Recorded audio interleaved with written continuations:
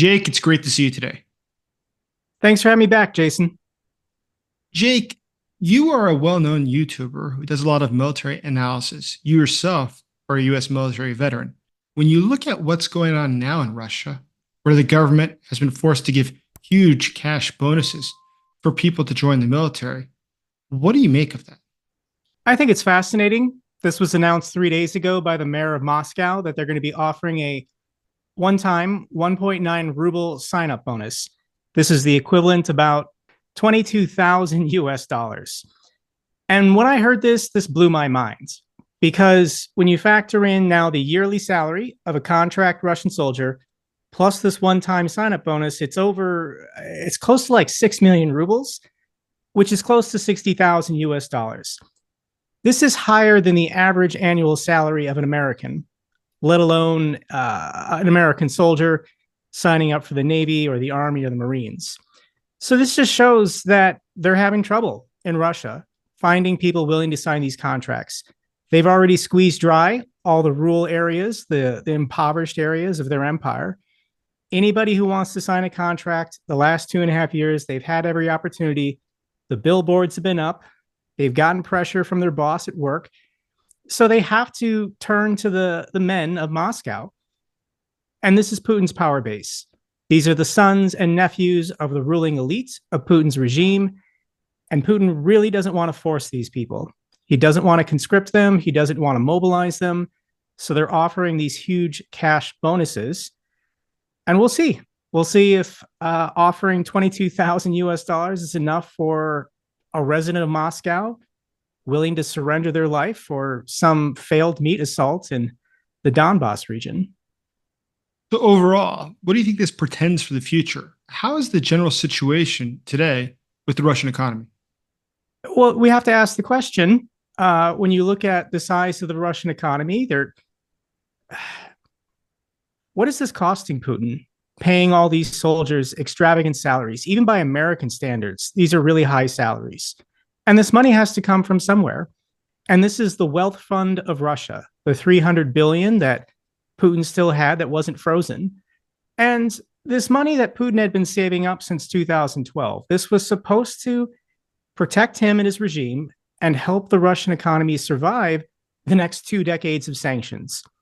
Putin always knew that when he invaded Ukraine, the West was going to respond, comparable to when he invaded Crimea. But he was just expecting sanctions, not a 2.5-year war. So this money that he saved up was supposed to maintain the pension fund for the next 2 decades. And instead, he's blowing it on this war. He's thinking only in the short term. He's concluded that if he does not win this war or can frame it as a win in some way, his own people are going to murder him. So he's willing to spend any amount of money to keep this going, to keep having Russian men sign contracts. And when the money runs out, that's when Putin's going to lose this war. As you're aware, the Russian Black Sea Fleet has recently had to flee from the Black Sea. It's probably a very good sign that Russia is facing more challenge from the almost non-existent Ukrainian Navy than they would have ever imagined. What's going on in the Black Sea? This is a naval victory for the Ukrainians. The fact that Romania and Bulgaria are helping the Ukrainians demine the route along their coastline to get grain shipments in and out. They're removing the mines because the Black Sea Fleet doesn't operate in the Black Sea anymore. On top of that, in the port city of Novorossiysk, this is Russia. They've started mining their own ports because they're scared of Ukrainian naval drones. So it's been a complete 180, and Russia has been embarrassed. Now, because this all takes place at sea and there's not constant cell phone videos of what's happening, we don't think about it. But this is a huge victory for the Ukrainian side, a resounding defeat for the Russian Navy, which has no power, doesn't operate in the Black Sea anymore. This is never going to improve for Russia. Their only hope is, once again, some kind of freeze in the conflict or a ceasefire, and then hopefully they can start reallocating naval assets to the Black Sea to try and rebuild. So that leads to a really good question. What do you think that the Russians are hoping on? How do you think they look at the situation in Ukraine, domestically or globally, where they say, well, that's a spark. That's might be where we can get some sort of a boost that will pull us through. What are they looking for? There's a couple options. I think both Ukraine and Russia at the moment are in a holding pattern until we get through the next 100 days.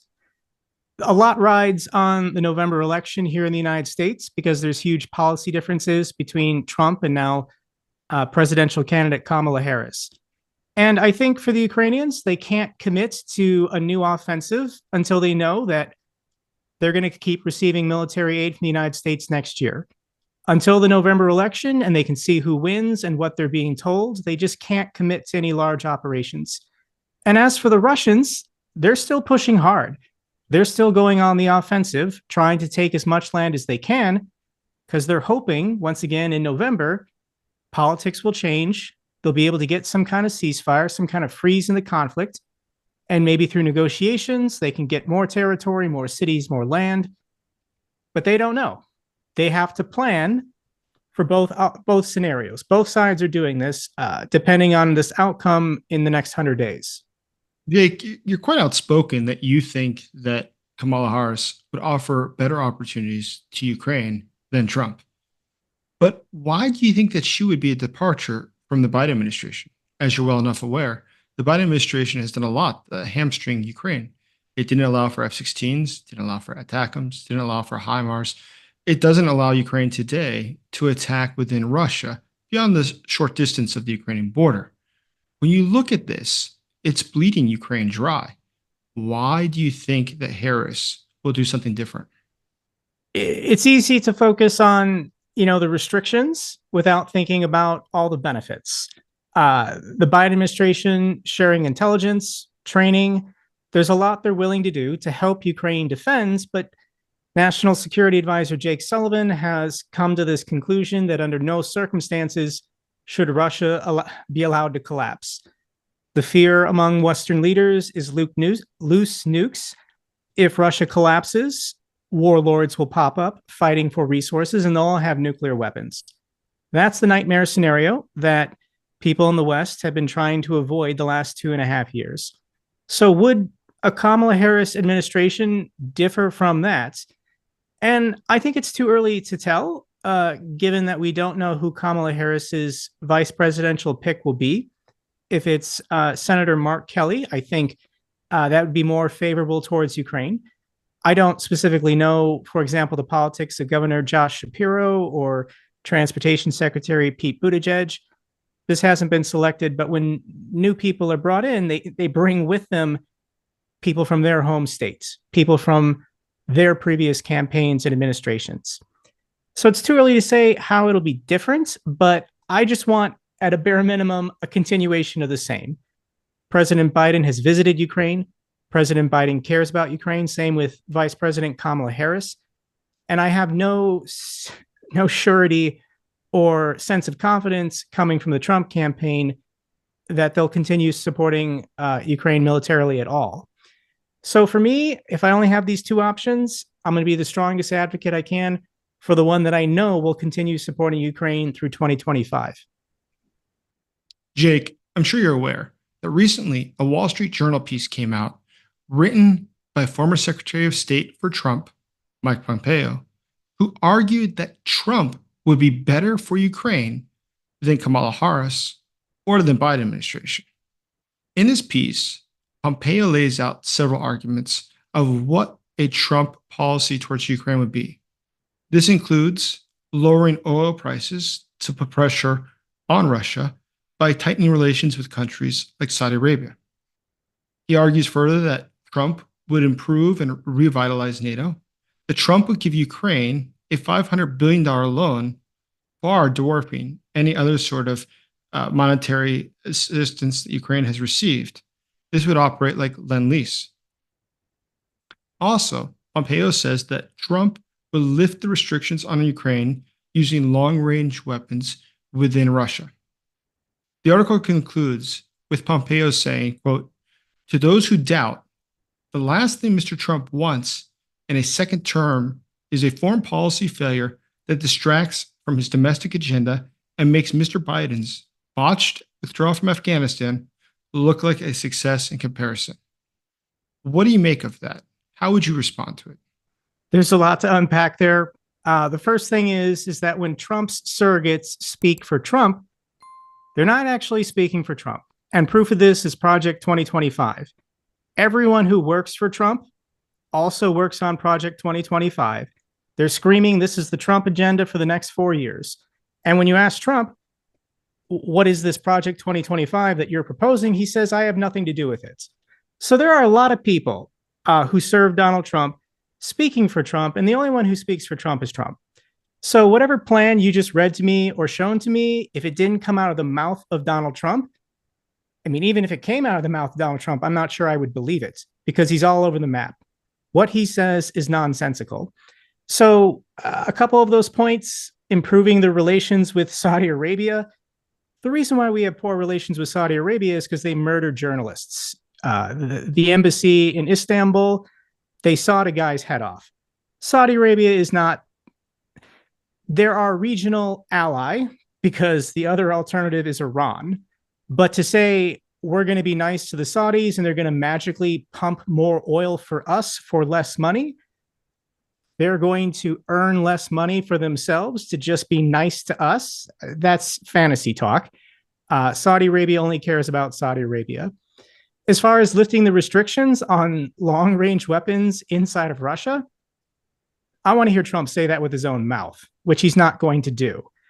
If we look at Trump's recent statements, he just said last week he's not a big fan of sanctions. A journalist asked him, if you are elected president, as part of any peace talks or negotiations, would lifting sanctions on Russia be part of that peace plan? And he said, I'm not a fan of sanctions. They're hurting America. They're hurting our economy, placing all these sanctions on Russia. So that's a clear indication to me that he has every intention on returning frozen Russian assets, on lifting all sanctions, and just giving territorial concessions to Putin. Whatever the Russians and whatever Putin wants, Trump's going to give them to him. That's his peace plan. And he doesn't care what happens to Ukraine. So I'm opposed to that. I'm going to fight that. I don't support Donald Trump, and I don't think anyone who supports Ukraine should also be supporting Donald Trump. Jake, let me ask you though, what do you make of it that Kamala Harris's top national security advisor, Bill Gordon, in 2018 said, quote, Ukraine should not be encouraged to seek a military victory over Russia, which it cannot achieve. But with more help, it can increase the cost of occupation for Russia. Why does that inspire hope that Kamala Harris will do more for Ukraine than Joe Biden had, or would be better than Donald Trump? There has to be, I argue, a political or an economic collapse inside of Russia in order for Russia's military to be defeated. UK intelligence just stated last week that there's over 520,000 Russian soldiers in the occupied territories.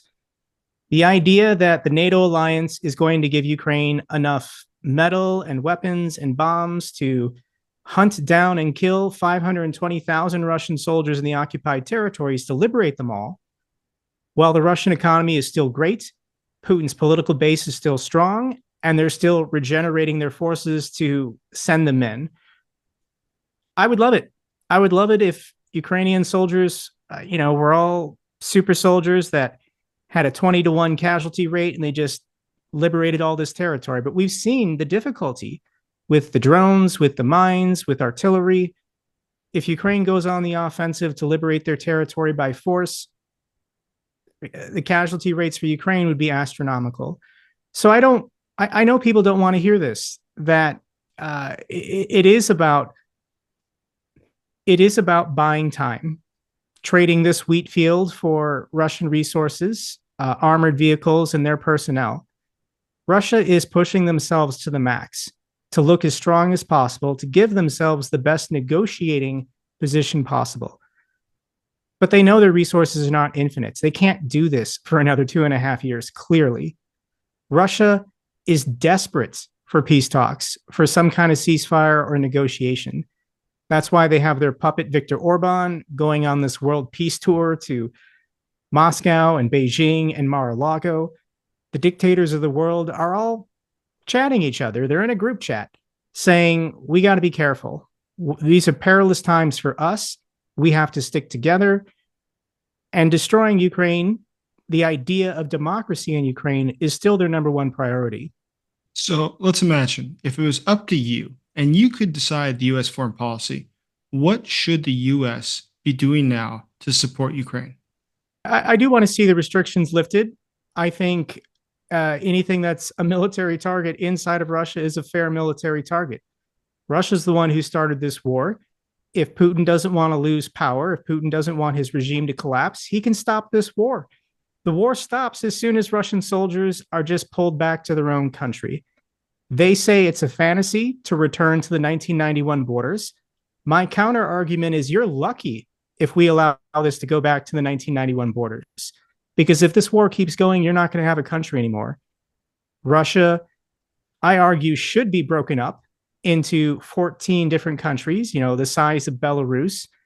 I think this would benefit the people of these regions having more autonomy, local governance, and they can enjoy the benefits of the natural resources their territory was blessed with, as opposed to it all going to Putin and the oligarchs.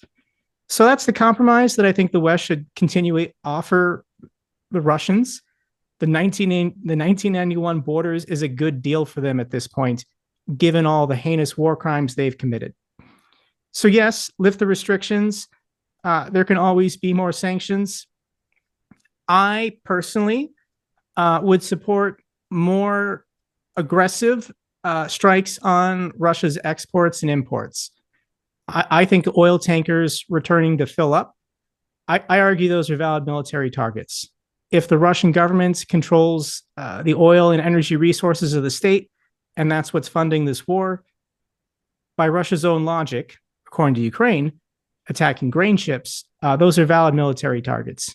So I think naval blockades, what can Denmark do to stop the flow of ships in and out of the Baltic Sea?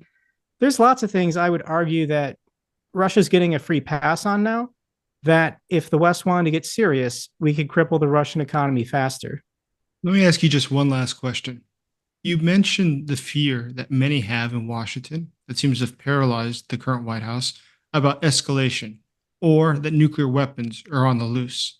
What would you say to somebody to persuade them that that is not a risk that is worth allowing such incredible losses in Ukraine, that is worth the risk and the risk is not that great? What would you say? I don't think I can argue there's not a risk, but I would say it's not our choice. Putin is the one who has made this choice. If Russia dissolves, if Russia breaks up, if Russia turns into a failed state with a civil war or warlords using nukes against each other, yes, millions in that scenario would die. It'd be horrific. But we didn't cause that. Putin caused that. History has to get this one correct. Our failure to appease a dictator is not why people would be dying in this alternate reality. Putin forcing his nation to war unnecessarily is what led the world down this darker path. So I don't want to diminish that nightmare scenario, and I understand why people are setting certain policies to prevent it, to avoid it. But my argument is perhaps it is unavoidable. Perhaps Putin has envisioned himself as this great czar reconstituting the Russian Empire. And whether it's Ukraine today or the Baltics tomorrow or Kazakhstan or Poland or Finland or whoever is next over the next 20 years, it wasn't us. We didn't cause this failure of the Russian state if that's what this leads to. Putin did. And we have to remember that. History has to remember that. Jake, thank you for those great explanations and thank you for your service. Thanks, Jason.